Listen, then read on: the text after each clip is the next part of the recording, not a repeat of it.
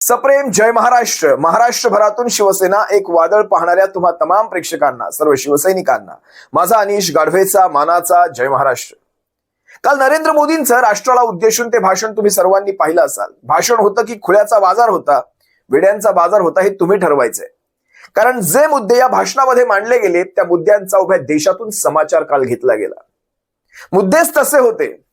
खरं तर काहीच दिवसांपूर्वी ज्यावेळेस देशामध्ये 5 राज्यांच्या निवडणुका होऊ घातल्या होत्या, त्याही वेळेस एक राष्ट्राला उद्देशून भाषण केलं होतं. आणि त्या भाषणामध्ये खरं तर त्या भाषणापेक्षा 1 मार्क जास्त द्यावा लागेल कालच्या भाषणाला. कारण त्या भाषणामध्ये काय होतं हे तुम्ही सर्वांनी पाहिलात. जर विसरला असाल तर त्या भाषणातले काही मोजके क्षण तुम्हाला दाखवतो, पहा. कांग्रेस तो कांग्रेस, कांग्रेस कांग्रेस, ये कांग्रेस कांग्रेस, हर बार कांग्रेस ने कांग्रेस कांग्रेस की कांग्रेस कांग्रेस कांग्रेस कांग्रेस खुद कांग्रेस, लेकिन कांग्रेस कांग्रेस ने कांग्रेस कांग्रेस कांग्रेस कांग्रेस और कांग्रेस कांग्रेस कांग्रेस कांग्रेस ने कांग्रेस कांग्रेस, यही कांग्रेस कांग्रेस वही कांग्रेस है. कांग्रेस ने कांग्रेस ने कांग्रेस ने कांग्रेस ने कांग्रेस ने कांग्रेस कांग्रेस कांग्रेस उसमें कांग्रेस कांग्रेस कांग्रेस कांग्रेस कांग्रेस ने कांग्रेस कांग्रेस कांग्रेस कांग्रेस कांग्रेस की कांग्रेस, यही कांग्रेस कांग्रेस ने कांग्रेस ने कांग्रेस ने कांग्रेस ने कांग्रेस कांग्रेस, वो कांग्रेस कांग्रेस कांग्रेस. आप सबका बहुत बहुत धन्यवाद. देशभरातल्या 5 राज्यांच्या निवडणुका 2 दिवसांवर येऊन ठेपल्या होत्या. आचारसंहितेचा काळ चालू होता, प्रचारबंदी लागू झाली होती. अशा काळामध्ये जाणीवपूर्वक आपल्या पक्षाचा प्रचार करण्यासाठी नरेंद्र मोदींनी मन की बातचा वापर केला आणि संपूर्ण भाषणामध्ये फक्त काँग्रेस काँग्रेस काँग्रेस काँग्रेस काँग्रेस. निवडणूक आयोगाच्या डोळ्यावर झापडं लागली होती. त्यांना हे काही दिसलं नाही आणि दिसणार सुद्धा नाही. आयोग कुठे स्वायत्त राहिलेला आहे आता. असो, आता कालचं भाषण घ्या. टायमिंगला कसं महत्व असतं पहा राजकारणामध्ये. त्या दिवशी केलेलं भाषण हे निवडणुकीच्या 2 दिवस अगोदर, जेणेकरून आपल्या पक्षाला फायदा होईल. आणि आजचं केलेलं भाषण हे 2 दिवसांनंतर निकालाच्या, जेणेकरून आपल्या भाषणातल्या मुद्द्यांचा आपल्या पक्षाला त्रास व्हायला नको. हे सगळं टायमिंग मध्ये साधून कशा प्रकारे देशाला शहाणपणा शिकवण्याचा प्रयत्न केला, जरा एकदा तुम्ही हा व्हिडिओ पहा. कशा प्रकारे अकलेचे तारे तोडलेले आहेत पहा. ऐसे ही खाने के तेल का भी है, इसके आयात के लिए भी बहुत बड़ी मात्रा में हमें विदेशी मुद्रा खर्च करनी पड़ती है. हर परिवार अगर खाने के तेल में, खाने का तेल का जो उपयोग करता है, अगर वो कुछ कमी करे, मैंने बार बार कहा है 10% कम करो. अगर हम तेल खाना कम करें ना, तो भी वो देशभक्ति का बहुत बड़ा काम है. आप देश सेवा में योगदान दे सकते हैं और इससे देश सेवा भी होगी और देह सेवा भी होगी. इससे देश के खजाने का स्वास्थ्य भी सुधरेगा और परिवार के हर सदस्य का स्वास्थ्य भी अच्छा रहेगा. साथियों, विदेशी मुद्रा की खपत वाला एक और सेक्टर हमारी खेती है. हम बहुत बड़ी मात्रा में बाहर से केमिकल फर्टिलाइजर इंपोर्ट करते हैं. केमिकल फर्टिलाइजर खेती के कारण हमारी धरती मां को बहुत पीड़ा हो रही है. हमारे खेत बर्बाद हो रहे हैं. अगर आज हम अपने खेत को नहीं बचाएंगे तो भविष्य में फसलों पर भी खतरा आ जाएगा. काल ज्या वेळेस नरेंद्र मोदी हे भाषण ठोकत होते, त्यांचे सारे समर्थक, मी समर्थक हा चांगला शब्द वापरला, त्यांचे सारे समर्थक तोंड लपवण्यासाठी जागा शोधत होते. कारण त्यांना माहिती होतं हे जे काही नरेंद्र मोदी बोलत आहेत त्यानंतर या साऱ्या समर्थकांना चांगलीच पडणार आहे कारण कामच तसं केलं जात होतं. याच्यामध्ये सोनं खरेदी करू नका, पेट्रोल जपून वापरा किंवा परदेशात फिरायला जाऊ नका, अनेक गोष्टी आहेत. मेट्रोने प्रवासापासून अनेक गोष्टी आहेत. मी या सगळ्यावर येईलच, पण तुम्हाला आजचा 11 मेचा म्हणजे काल ज्यावेळेस मोदींनी हे भाषण ठोकलं, ज्ञान पाजळलं, त्यावेळेस 10 मेची तारीख होती आणि आजचा त्यांच्याच गुजरात मधल्या एका रोड शोचा एक व्हिडिओ दाखवतो. कथनी आणि करणीमध्ये फरक कसा असतो एकदा तुम्हाला पाहायलाच हवा. पहा. हे दृश्य आपण पाहतोय. सध्या गुजरातच्या सोमनाथमध्ये पंतप्रधान मोदी यांचा रोड शो सुरू आहे. आज गुजरातमधील सोमनाथ मंदिराच्या जीर्णोद्धाराला 75 वर्ष पूर्ण झालेली आहेत आणि त्या निमित्ताने या महत्त्वपूर्ण ऐतिहासिक घटनेच्या स्मरणार्थ सोमनाथ अमृत महोत्सव साजरा होतोय. याला पंतप्रधान मोदींनी हजेरी लावलेली आहे. पंतप्रधान मोदी सोमनाथ येथे दाखल झालेले आहेत आणि सध्या हेलिपॅडपासून मंदिरापर्यंत 2 किलोमीटर लांबीच्या रोड शोला सुरुवात झालेली आहे. त्यानंतर मोदी मंदिराकडे रवाना होतील, जिथे मंदिराच्या कळसाचा पहिला अभिषेक सोहळा पार पडणार आहे. थोड्याच वेळात हा अभिषेक सोहळा पार पडला जाईल. वैदिक मंत्रोच्चारांच्या गजरात 11 तीर्थक्षेत्रातील पाण्याने या कळसाचा अभिषेक केला जाईल. यासाठी सध्या पंतप्रधान मोदी हे गुजरातच्या सोमनाथमध्ये दाखल झालेले आहेत. 90 मीटर उंच क्रेनच्या सहाय्याने कलशातील पाण्याने या मंदिराचा अभिषेक केला जाईल. अभिषेक सोहळ्यानंतर हवाई दलाचे सूर्यकिरण पथक मंदिरावर 15 मिनिटांचा हवाई कसरतींचा कार्यक्रम देखील सादर करतील आणि चेतक हेलिकॉप्टरमधून मंदिरावर फुलांची उधळण देखील केली जाईल.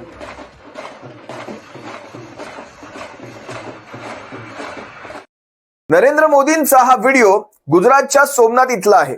जवळपास 2 किलोमीटर लांब इतका त्यांच्या व्हीआयपी प्रोटोकॉलच्या गाड्यांचा ताफा आणि मागची ट्रॅफिक ती वेगळी. या गाड्यांच्या ताफ्यामध्ये पेट्रोल तुमच्या माझ्या टॅक्सच्या पैशातनं येतं. आता जाऊ द्या कथनी आणि करणी, याच्यामध्ये हे राजकारणी शब्द पाळतात का? त्यांची कथनी वेगळी असते, करणी वेगळी असते. अण्णा हजारेंचे शब्द आहेत हे. हजारे कुठे गायब आहेत माहिती नाही, पण अण्णा हजारेंचे शब्द आहेत. लोकांस सांगे ब्रह्मज्ञान, पण आपण मात्र कोरडे पाषाण. कालचा नरेंद्र मोदींचा तो पेट्रोल वाचवण्याचा व्हिडिओ आणि आजचा हा त्यांच्याच सोमनाथच्या रॅलीचा व्हिडिओ. तुमचे हेच संस्कार तुमचे समर्थक घेतात. आज तुमच्या समर्थकांचा मी एक रोड शो दाखवतो, त्यांच्या व्हीआयपी प्रोटोकॉलचा आजचाच व्हिडिओ दाखवतो. आणखी एक व्हिडिओ हो, सगळं ऐकलं ते सगळं फालतूगिरी आहे ती. पहिल्या मंत्र्यांच्या गाड्या बंद करायला सांगा. स्वतः किती एकेच्या पाठी 10 गाड्या चालतात, लाज नाही वाटत का मंत्री लोकांना? काय गरज आहे? आम्ही म्हातारी माणसं तिकडे जायचं, मेट्रोमध्ये चढ खाली जायचं आणि स्वतः एसीच्या गाड्यामधून फिरणारे मंत्री लोक. सगळे हप्ते बंद करा. टेलिफोन फुकट मिळतात आता, सगळे मोबाईल फुकट आहेत ना. हप्ते कमी करा ना, पैसे तिकडे वाचवा ना. खासदार आमदारांची पेन्शन सगळे कॅन्सल करून टाका. काय गरज आहे? सगळ्यांची पेन्शन बंद करून टाका, करोडो रुपये वाचतील. शेतकऱ्यांना द्या, शेतकरी मरतोय, रोज आत्महत्या करतात. पोरं बायका सगळे आत्महत्या करायला लाज वाटली पाहिजे मंत्री लोकांना. हो, सगळं ऐकलं ते सगळं फालतूगिरी आहे ती. पहिल्या मंत्र्यांच्या गाड्या बंद करायला सांगा. स्वतः किती एकेच्या पाठी 10 गाड्या चालतात, लाज नाही वाटत का मंत्री लोकांना? काय गरज आहे? आम्ही म्हातारी माणसं तिकडे जायचं, मेट्रोमध्ये चढ खाली जायचं आणि स्वतः एसीच्या गाड्यामधून फिरणारे मंत्री लोक. सगळे हप्ते बंद करा. टेलिफोन फुकट मिळतात आता, सगळे मोबाईल फुकट आहेत ना. हप्ते कमी करा ना, पैसे तिकडे वाचवा ना. खासदार आमदारांची पेन्शन सगळे कॅन्सल करून टाका. काय गरज आहे? सगळ्यांची पेन्शन बंद करून टाका, करोडो रुपये वाचतील. शेतकऱ्यांना द्या, शेतकरी मरतोय, रोज आत्महत्या करतात. पोरं बायका सगळे आत्महत्या करायला लाज वाटली पाहिजे मंत्री लोकांना.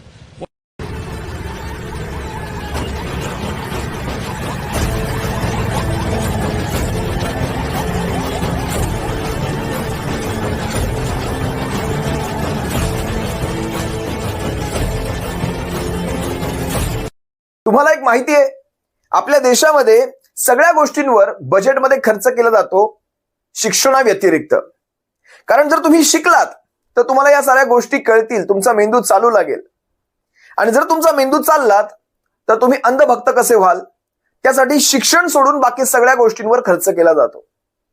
आज जर तुम्ही शिक्षित असाल तर तुम्हाला हा सारा कथनी आणि करणी मधला फरक कळेल. लक्षात घ्या, शिक्षणाचं महत्व फार आहे. आज बिहार, उत्तर प्रदेश इथल्या शिक्षण मंत्र्यांचे, आरोग्य मंत्र्यांचे व्हिडिओ तुम्ही सर्वांनी पाहिले असाल. पण विचार करा, महाराष्ट्रामध्ये आपण आपलं महाराष्ट्र राज्य घ्या, प्रगत राज्य, शिक्षण एवढं वाढलेलं आहे, पण तरी सुद्धा या माणसांना एवढ्या घाणेरड्या प्रतिक्रिया आल्यानंतर निवडून देतं कोण? महाराष्ट्र सोडा, देशभरातच मी विचार करतोय, निवडून देतं कोण? हा प्रश्न काहीतरी स्वतःला विचारून पहा. काल नरेंद्र मोदी ज्या वेळेस, तुम्हाला जो व्हिडिओ मी दाखवला त्याच्यामध्ये म्हणतायत पेट्रोलचा वापर जपून करा, पेट्रोल जमल्यासच वापरा. मला एक सांगा, 105 106 रुपये लिटरचं पेट्रोल तुम्ही असं रस्त्यावर उताल का घेऊन? म्हणजे पेट्रोल फुकट मिळतंय आणि तुम्ही घेऊन रस्त्यावर ओतताय, अशी परिस्थिती आहे का? बड़े बड़े तेल के कुएं नहीं है. हमें अपनी जरूरत का पेट्रोल, डीजल, गैस, ये सब बहुत बड़ी मात्रा में दुनिया के दूसरे देशों से, बाहर से मंगाना पड़ता है. युद्ध की वजह से पूरी दुनिया में पेट्रोल, डीजल, गैस और फर्टिलाइजर के दाम बहुत अधिक बढ़ चुके हैं, आसमान को भी पार कर गए हैं. अड़ोस पड़ोस में देशों में क्या हाल है वो तो अखबारों में आता है. भारत सरकार इस युद्ध के पिछले 2 महीनों से देशवासियों को इस संकट से बचाने के लिए लगातार प्रयास कर रही है. नागरिकों पर बोझ न पड़े, इसके लिए सरकार सारा बोझ सरकार खुद अपने कंधे पर उठा रही है. लेकिन साथियों, जब सप्लाई चेन पर संकट लगातार बना रहे तो हम कितने भी उपाय कर लें, मुश्किलें बढ़ती ही जाती है. इसलिए अब देश को सर्वोपरि रखते हुए, मां भारती को सर्वोपरि रखते हुए हमें एकजुट होकर के लड़ना होगा. हमें याद रखना है, देश के लिए मरना ही सिर्फ देशभक्ति नहीं होती है. देश के लिए जीना और देश के प्रति अपने कर्तव्यों को निभाना, वो भी देशभक्ति होती है. इसलिए वैश्विक संकट के इस समय में हमें कर्तव्यों को सर्वोपरि रखते हुए कुछ संकल्प लेने होंगे और उन संकल्पों को पूरे समर्पण भाव से पूरा करना होगा. जैसे एक बड़ा संकल्प है पेट्रोल डीजल का संयम से इस्तेमाल करना. साथियों, हमें पेट्रोल डीजल का उपयोग कम करना होगा. काल मोदींचं भाषण ऐकताना मला असं भासत होतं की जणू काही आम्ही पेट्रोल घेऊन रस्त्यावर ओतत आहोत आणि नरेंद्र मोदी सांगतायत ते थांबवा. अहो, 2 थेंब जरी आमच्या टाकीच्या बाहेर सांडलं तरी आम्ही पंप चालकांशी वाद घालतो. आम्ही सिग्नलवर उभे असताना अगदी 30 सेकंदांच्या आतल्या सिग्नलसाठी सुद्धा आमच्या गाडीचं इंजिन बंद करतो. अशा परिस्थितीत आम्ही येऊन पोहोचलेलो आहोत जिथे आम्ही 106चं पेट्रोल विकत सुद्धा घेऊ शकत नाही. कित्येकदा घाटांवर तुम्हाला सूचना लिहाव्या लागतात, उतारावर गाडीचं इंजिन बंद करू नका. आणि अशा परिस्थितीत नरेंद्र मोदी आम्हाला ज्ञान हेपालत आहेत, काय म्हणतात, ज्ञान फेकून मारत आहेत की बाबा पेट्रोलचा वापर व्यवस्थित करा, जपून करा.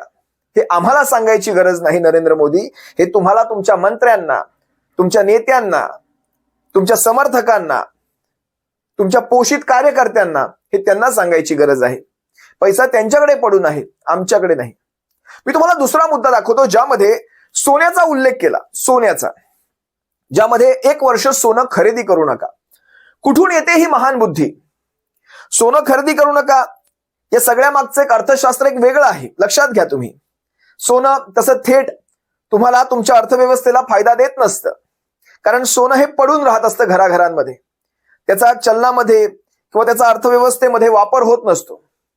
पण हेच सोनं ज्यावेळेस काँग्रेसचा काळ होता त्यावेळेस तुम्ही काय म्हणायचात की काँग्रेसवाले तुमचं मंगळसूत्र, तुमचं सोनं, जो तुमच्या सौभाग्याचं प्रतीक आहे ते काढून घेतील, मुसलमानांच्या हातामध्ये देतील. नरेंद्र मोदी आपला तो बाब्या आणि दुसऱ्याच ते कार्ट होऊ शकत नाही. आपण जर अर्थव्यवस्थेच्या संदर्भातून सोन्याचा उल्लेख करत असाल, मी समजू शकतो. पण ज्या वेळेस तुमचं सरकार नसताना तुम्ही अशा प्रकारचा प्रोपोगंडा राबवायचा आणि ज्यावेळेस आपलं सरकार आलं की 1 वर्ष सोनं खरेदी करू नका, कधीतरी त्या सोनारांचा, त्या सराफांचा विचार केलाय? लाखो सराफ, लाखो सोनार सरकारला टॅक्स पे करून सोन्याचा व्यवहार करतात, सोन्याच्या विक्री करतात, त्यांच्या घरादारांचा कधी विचार केलाय? मी खरं तर सोनारांना हा प्रश्न विचारू इच्छितो. जर तुम्ही पाहत असाल, तुम्ही 1 वर्षासाठी आपलं दुकान बंद ठेवणार आहात, आपलं दुकान बंद करून आपण एखादा दुसरा व्यवसाय करणार आहात. कधीतरी मला विशेषतः सराफांना हा प्रश्न विचारायचा, कधीतरी तुमचा समूह, तुमचं एखादी असोसिएशन हा प्रश्न नरेंद्र मोदींना विचारेल का की आपण सुद्धा असं शिवून घेतलेलं आहे? जरा पहा ना हा व्हिडिओ. साल भर तक घर में कोई भी फंक्शन हो, कोई भी कार्यक्रम हो, हम सोने के गहने नहीं खरीदेंगे, सोना नहीं खरीदेंगे. हे सगळं सांगत असताना म्हणजे सोन्याविषयी, पेट्रोलविषयी, तिसरा तारा जो तोडला अकलेचा, तो तारा थेट जेवणाच्या, खाद्यतेलाच्या संदर्भातला होता. मी समजू शकतो सोन्याबद्दल नाही वापरलं चालून जातंय, पेट्रोल नाही वापरलं चालून जातंय, तसं चालत नाही, पण समजा आपण चालून जातंय. खाद्यतेल जपून वापरा. नरेंद्र मोदींना कदाचित त्यांच्या घरांमध्ये मला माहित नाही, पण आजही मला आठवतं, म्हणजे जुना काळ मला आजही आठवतो आणि आत्ताचाही काळ आठवतो. जुन्या काळात त्या पिवळ्या रंगाच्या पामतेलाच्या त्या पिशव्या असायच्या, पामतेलाच्या पिवळ्या रंगाच्या, तुम्हालाही आठवत असतील. आता पामतेल तसं थेट वापरलं जात नाही, ती पूर्वी रेशनिंग दुकानांवर मिळायचं. आता जे पामतेल मिळतं किंवा आता जे सोया तेल मिळतं, शेंगदाणा तेल मिळतं, सूर्यफूल तेल मिळतं, त्याच्या पिशव्यांना आजही आई एका डिशमध्ये अशा उपड्या करून ठेवते.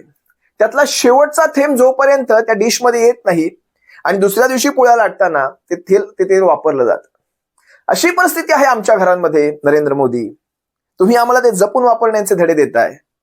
त्या आमच्या तेलांचे भाव तुम्ही ज्या गगनाला भिडवले आहात, ते दर पाहता आम्ही असंही त्या तेलाचा एकही थेंब वायाला घालवत नाही. यांना काय विचारायचं? बरं, ह्यांच्या काळामध्ये विचार करा.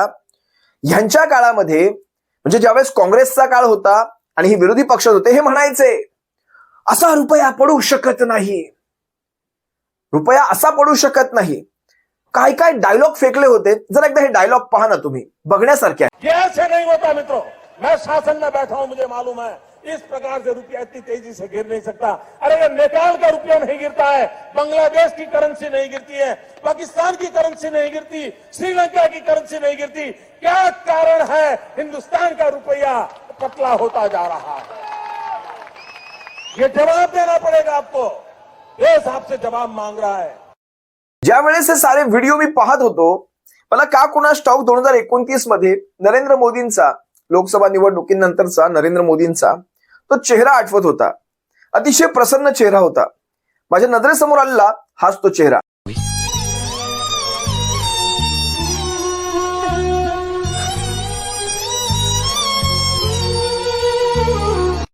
प्रत्येकाच्या खात्यामध्ये 15 लाख येणार, विदेशातला काळा पैसा भारतात परत येणार, इथपासून सुरू झालेला प्रवास आता 1500 रुपये लाडक्या बहिणींपर्यंत, तोही थांबला. गेल्या 3 महिन्यांपासून हप्ते नाही. आणि आता खाद्यतेल जपून वापरा इथपर्यंत येऊन ठेपलेला आहे. म्हणजे सोनं आणि मंगळसूत्र हे काँग्रेस काढून घेईल यासाठी तुम्ही विकतच घेऊ नका, इथपर्यंत हा प्रवास येऊन ठेपलेला आहे. दुर्दशा झालेली आहे. ज्यावेळेस देशाचे पंतप्रधान राष्ट्राला संबोधित करत असताना तुम्ही खाद्यतेल जपून वापरा इथपर्यंत जर म्हणत असतील, तर त्या देशाची अर्थव्यवस्था कोलमडलेली आहे हे समजण्या, हे न समजण्या इतकं जर तुमच्या डोळ्यावर झापडं लागली असतील तर काय म्हणावं. समजून घ्या आपल्या देशाची आपण काय म्हणतो. मला वाटतं अगदी काही दिवसांपर्यंतचाच त्यांचा व्हिडिओ, आपण याव क्रमांकाची अर्थव्यवस्था, आपण त्याव क्रमांकाची अर्थव्यवस्था. कुठे नेऊन ठेवला देश माझा. खाद्यतेल जपून वापरा, सोनं 1 वर्ष खरेदी करू नका. यांना जर पर्चेसिंग पॉवर पॅरिटी नावाची गोष्ट PPP जर कळाली असती तर कदाचित कालच्या म्हणजे आता जे अर्थतज्ञ असतील त्यांनी खरं तर याच्यावर बोलावं. पण पर्चेसिंग पॉवर पॅरिटी नावाची गोष्ट जर यांना खरंच कळाली असती, आता ह्यांच्या स्वतःच्या ज्या अर्थमंत्री आहेत निर्मला सीतारामन, त्यांचा मागचा व्हिडिओ तुम्ही पाहिला असाल, हमारा रुपी ठीक चल रही है, हमारा रुपी ठीक चल रही है. 63 रुपयांचा मला वाटतं त्यावेळेसचा डॉलरचा भाव होता 53 रुपये, माफ करा 53 रुपयांचा डॉलर 95 रुपयांपर्यंत येऊन ठेवला आणि हमारा डॉलर ठीक चल रही है. जर एकदा हा व्हिडिओ डॉलर का व्यवस्था को पूरी दुनिया देख रही है. हर एक इमर्जिंग मार्केट का इकोनॉमी के साथ भारत को तुलने में हमारे रुपया ठीक चल रही है और रुपया को ठीक चल रही है, बिल्कुल ठीक चल रही है. No, absolutely going fine. यांना एवढं सुद्धा कळू नये की 95 रुपये पोहोचण्यासाठी फक्त 10च वर्ष लागली आणि 53 पर्यंत जाण्यासाठी 70 वर्ष लागली. 70 वर्षात 53 रुपये आणि 10 वर्षात 53 ते 95 हे गुणोत्तर जरा पहा आणि मग सांगा हमारा रुपी ठीक चल रही. 400चा सिलेंडर 1200 पर्यंत, म्हणजे 200%, जवळपास 200-300% भाववाढ झाली सिलेंडरमध्ये. आणि त्यातही कुठलीही सबसिडी नाही. मला वाटतं पूर्वी आपल्या खात्यांमध्ये सबसिडी यायची. 63चं पेट्रोल 106 पर्यंत पोहोचलं आणि सोन्याचा विषय करतायत 30,000 तोळ्याचं सोनं आता जवळपास 1.25-1.30 पर्यंत कॅरेट प्रमाणे त्याची किंमत ठरते. म्हणजे आपल्याला कुठल्याही गोष्टी खरेदी न करण्याच्या परिस्थितीत आणून ठेवल्यानंतर आम्हाला ह्या गोष्टी आता वापरू नका, गरज असल्यास वापरा, एवढं करा तुम्ही आमच्यासाठी. हे सारं बोलण्यापेक्षा गरज असेल तरच जेवा, गरज असेल तरच जेवा, हे असं बोललं तरी काही वाईट वाटायला नको. हे काय म्हणायचंय, म्हणजे मला वाटतं त्या दिवशी भाव 93 रुपयांचा होता डॉलरच्या किमतीमध्ये. म्हणजे काँग्रेसमध्ये आणि डॉलरमध्ये एक स्पर्धा लागली. म्हणजे जुना व्हिडिओ मी तुम्हाला दाखवतोय. ज्या दिवशी मी हा व्हिडिओ केला होता त्यावेळेस मी ते 2 व्हिडिओ बाजूबाजूला ठेवले होते. त्या दिवशीचा डॉलरचा भाव आणि ज्यावेळेस काँग्रेस विषयी नरेंद्र मोदींचे वक्तव्य होतं. काँग्रेस विषयी बोलताना म्हणाले काँग्रेसचा आणि डॉलरचा जणू काही स्पर्धा लागली आहे, कोण किती जास्त पडणार आहे. मला खरं तर आज हा प्रश्न नरेंद्र मोदींना विचारायचा आहे. नरेंद्र मोदींमध्ये आणि डॉलरमध्ये स्पर्धा लागलेली आहे का, कोण किती जास्त पडणार आहे ते जरा पहा. ये ऐसे नहीं होता मित्रों. मैं शासन में बैठा हूं, मुझे मालूम है इस प्रकार से रुपया इतनी तेजी से गिर नहीं सकता. अरे ये नेपाल का रुपया नहीं गिरता है, बांग्लादेश की करेंसी नहीं गिरती है, पाकिस्तान की करेंसी नहीं गिरती, श्रीलंका की करेंसी नहीं गिरती. क्या कारण है हिंदुस्तान का रुपया पतला होता जा रहा है? ये जवाब देना पड़ेगा आपको. देश आपसे जवाब मांग रहा है. काल ज्या वेळेस नरेंद्र मोदी ही सारी वक्तव्य करत होते, हे जपून वापरा, ते जपून वापरा, त्यावेळेस अंधभक्त त्याला सुद्धा मास्टर स्ट्रोक म्हणत होते. मला नवल वाटतं एखाद्याची तारीफ करावी, एखाद्याचं समर्थन करावं, पण इतक्या अंधतेने कधीही करू नये. कमीत कमी प्रश्न तर विचारावेत. मी मान्य करतो तुम्ही त्या पक्षाचे समर्थक आहात, कार्यकर्ते आहात, पण कमीत कमी प्रश्न विचारण्याची तरी ताकद ठेवावी. कारण ज्या गोष्टी आम्हाला लागू होतात त्याच तुम्हालाही लागू होतात. तुमच्या घरामध्ये काही वेगळं पेट्रोल येत नाही, तुमच्यासाठी काही वेगळे पंप नसतात, बीजेपी पेट्रोलियम नावाने असे काही पंप नसतात. मग कमीत कमी आपण एखादा प्रश्न तर विचारू शकतो. आता बघा, मला मी सर्वसामान्यांच्या कमेंट घेतल्या, त्यात लोकांची अशी मतं आहेत, मंत्र्यांचे भत्ते बंद करा, मंत्र्यांच्या गाड्यांना. आता मंत्र्यांचा विषय ज्यावेळेस निघाला, 850 खासदारांची संख्या करायची होती. या 850 खासदारांना गाड्या पुरवायच्या, त्यांना पेट्रोल पुरवायचं, त्यांना भत्ते पुरवायचे, त्यांना बंगले पुरवायचे, त्यांच्या प्रवासांचे खर्च करायचे. हे तुम्हाला पटणार कारण तिथे तुमचं सरकार बसत असणार. विदेशी प्रवास करू नका, कुठल्या तोंडाने ही माणसं म्हणतात. विदेशी प्रवास म्हणजे लोकांचं स्टँडर्ड ऑफ लिव्हिंग. मगाशी मी पर्चेसिंग पॉवर पॅरिटी म्हणालो, आता स्टँडर्ड ऑफ लिव्हिंग घ्या. लोकांचं स्टँडर्ड ऑफ लिव्हिंग तुम्ही वाढवलाय की कमी केलाय? लोकांना परदेशात जायचंय, परदेशातून यायचंय, लोकांना इथेच राहायचंय, इथेच टुरिझम डेव्हलप करायचंय. या गोष्टी तुम्ही ठरवणार. आणि अशा प्रकारे मारून मुटकून लोकांना आत बसवून तुमचा डॉलर वधारणार? म्हणजे कुठून हे अशा प्रकारची, म्हणजे काय शिक्षणाचं महत्व असतं ना ते इथून कळतं. तर एकदा हा व्हिडिओ पहा. विदेशों में वैकेशन पर जाने का मिडिल क्लास में कल्चर बढ़ता जा रहा है. हमें तय करना होगा कि जब ये संकट का काल है और हमारी देशभक्ति हमें ललकार रही है, तो कम से कम 1 साल के लिए हमें विदेशों में जाने की बातों को टालना चाहिए. हे असल्या प्रकारचे मास्टर स्ट्रोक जर मोदींच्या समर्थकांना वाटत असतील तर त्यांची अंधभक्ती आणि त्यांच्या अंधभक्तीसाठी मानाचा जय महाराष्ट्र आणि 21 तोफांची सलामी. हे सगळं पाहत असताना मला का कोणास ठाऊक असं वाटतं, हाग्या भाला आणि तुम्हीच जाऊ द्या. काय म्हणायचं या सगळ्या गोष्टींवर? कालचा तो राष्ट्राला उद्देशून संदेश आणि 2029 पर्यंत आपल्याला काय काय सहन करावं लागणार आहे यांची जर सांगड घातली ना तर तुमच्या आमच्या हातातनं भरपूर काही निघून जाणार आहे. भरपूर काही. आपण अगोदरच खूप मागे राहिलेलो आहोत. मी आजच तुम्हाला एक स्टेटमेंट दाखवतो राहुल गांधींचं. ज्यावेळेस त्यांना पत्रकारांनी यावर प्रश्न विचारले, राहुल गांधी काय म्हणतायत पहा. 2.5 लाख रुपए पर मिनट का जो है नुकसान हो रहा है, ये जगदम्बिका पाल साहब ने चेयर से बोला. क्या और जो वेस्ट एशिया में हो रहा है उससे कितने रुपए का नुकसान होगा? मतलब एक प्रकार से पैराडाइम शिफ्ट करने की लड़ाई चल रही है. उससे हमारी इकोनॉमी को जबरदस्त नुकसान होने वाला है. स्टॉक मार्केट का आपने देख लिया. यूएस डील साइन कर दी है मोदी जी ने, तो बहुत जबरदस्त चोट लगने वाली है देश को. तो उस पर डिस्कशन करने से क्या प्रॉब्लम है? यही हम मांग रहे हैं. और उसके बाद हम दूसरी इशू पे डिस्कशन करेंगे. बट आपको क्या लगता है, वेस्ट एशिया का जो मामला है क्या वो जरूरी नहीं है क्या? फ्यूल प्राइस, इकोनॉमिक डेविस्टेशन, ये जरूरी नहीं है क्या? तो ये जनता की इश्यू है, इसको हम जरूरी मानते हैं, इस पे हम डिस्कशन चाहते हैं. उसके बाद स्पीकर पे जो मोशन है, ठीक है, उसको डिस्कस करेंगे, कोई प्रॉब्लम नहीं है.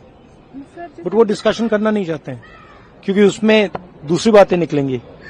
उसमें प्राइम मिनिस्टर की पोजीशन निकलेगी. प्राइम मिनिस्टर का जो पूरा कॉम्प्रोमाइज हुआ है, जो उन पर ब्लैकमेल किया जा रहा है, वो सवाल उठेगा. तो उसको डिस्कस नहीं करना चाहते. आपने देखा प्राइम मिनिस्टर भाग गए, पार्लियामेंट हाउस से भाग गए.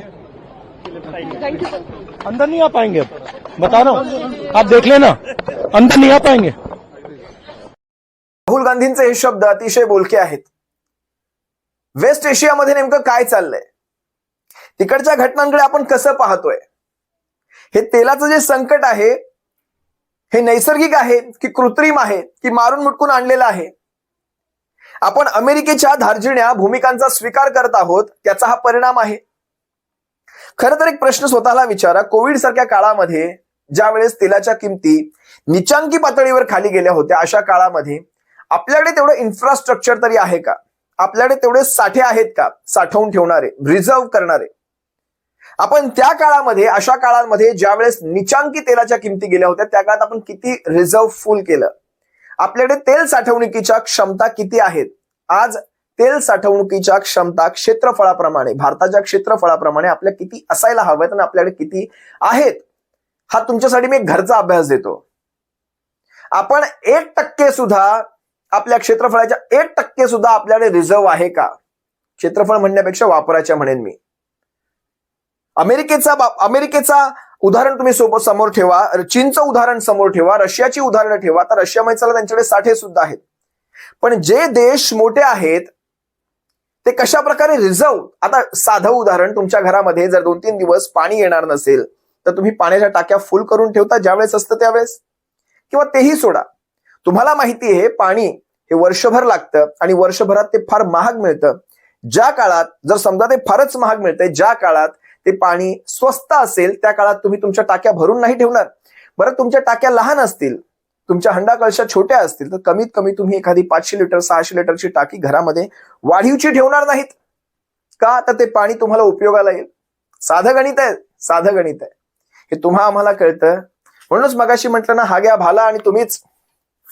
असो, तुर्तास तुम्हा सर्वांची रजा घेतो. नरेंद्र मोदींच्या ह्या वक्तव्यांकडे तुम्ही कशा प्रकारे पाहता?